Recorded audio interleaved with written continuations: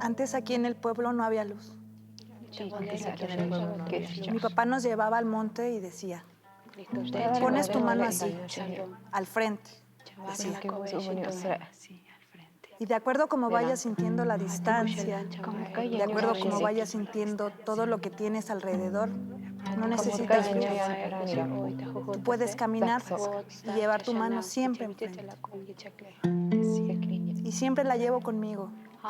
Como que yo sé que si tengo la mano enfrente, no hay nada que temer. No importa si no hay luz. Cecil Sánchez Chan.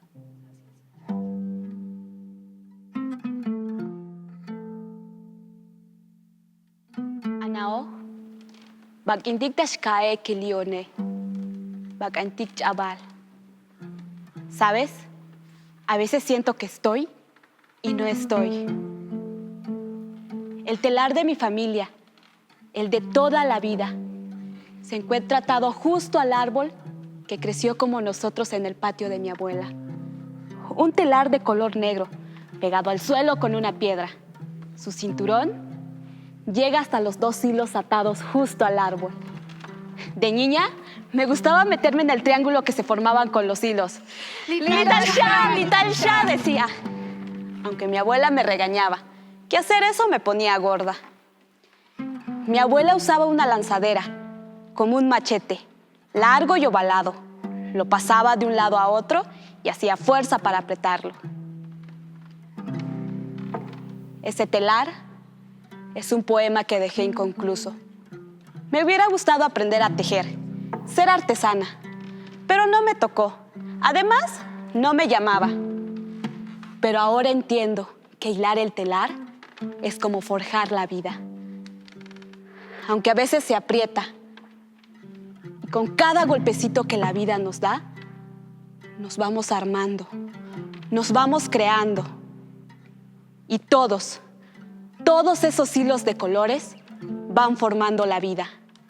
Yo siempre había soñado con un telar hecho por todas las artesanas de mi familia. Pero ahora mi abuela solo teje cobijas, fundas de almohada, cosas para hoteles. Yo los llamo textiles sin sabor. Ya no es lo mismo. Yo siempre me he sentido como los sueños y anhelos reprimidos de mi madre, de mi abuela. Y aunque Bea no sea artesana, Bea también crea. Sus hilos y colores están en sus poemas, en sus palabras, en su voz. Y en el brillo de esos hilos de oro están los susurros de todas aquellas tejedoras de vida, de sueños e ilusiones.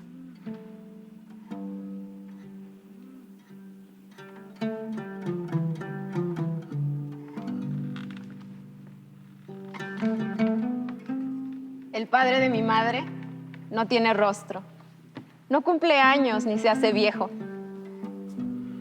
Cuando mamá le preguntó a mi abuela por él, ella no habló de un hombre, habló de un río, que se fue a lavar ropa a un río, que se bañó en el río.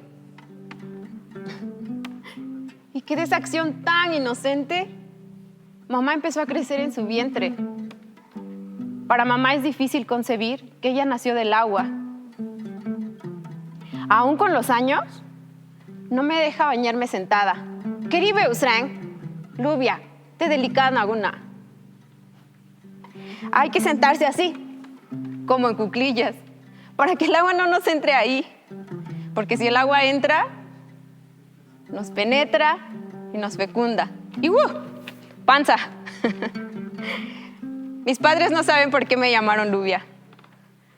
Entre risas y cosas, dicen que compraron un libro de esos que tienen nombres, pero que no saben. Ya con los años, yo me bauticé como Nicie, que fue lo más cercano a lo que pude traducir mi nombre en zapoteco, lluvia, o más bien, flor de agua. Tal vez es una bonita coincidencia que mi abuelo fuese hecho de agua. Que fuera el río representaba que no era nadie, pero que lo era todo. Con el tiempo, Creo que sé quién es ese hombre. Hermosa flor de pitaya, blanca flor de garambullo. Y no es el río. Lo cambié por un hombre. Un hombre que es la luna. Que donde yo rayo, ¿quién raya? El hombre que me crió. Aunque veas que yo me vaya, mi corazón. El hombre que con sus dedos de luna tejió nuestras vidas. Y bueno, me siento muy afortunada, porque al inicio de mi historia, las personas van más allá de lo físico, más allá de la existencia temporal. Son y no son, así como yo, porque ni el río es mi abuelo, ni la luna, ni yo era flor de agua hasta que decidí serlo. Ni mis dedos de luna era mi abuelo hasta que decidió serlo. Aunque veas que yo me vaya, mi corazón es muy tuyo.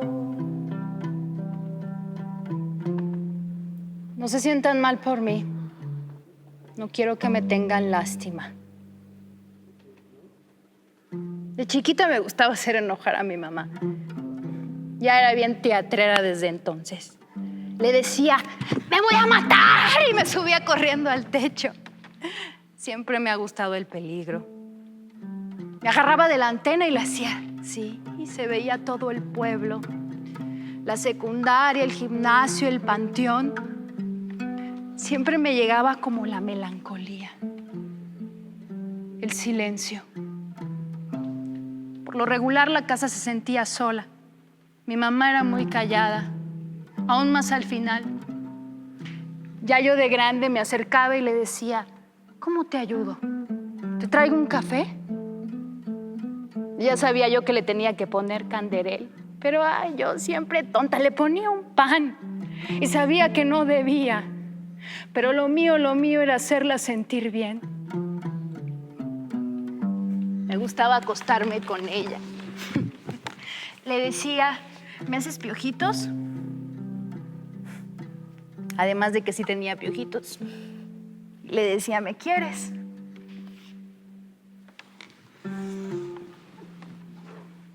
Así de loca, así de extraña, así de diferente.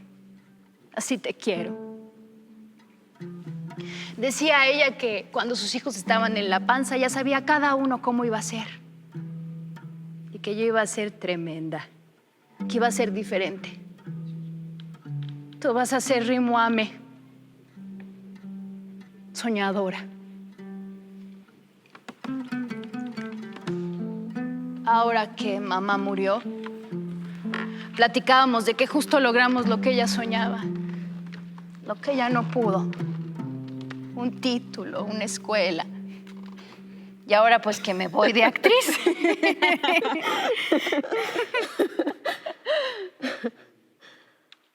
El silencio es un tormento cuando no hay contestación. Cuando no hay contestación. El silencio es un tormento y le voy gritando al viento. ¿Qué te pasa, corazón?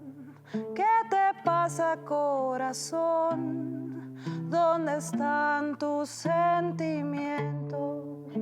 El día que frente a mí la muerte se haga presente, el corazón a mi gente, entonces dejaré aquí para que sepan así que no he muerto en realidad, que es la muerte de verdad, si es otra forma de ser, y cantaré igual que ayer por toda la eternidad.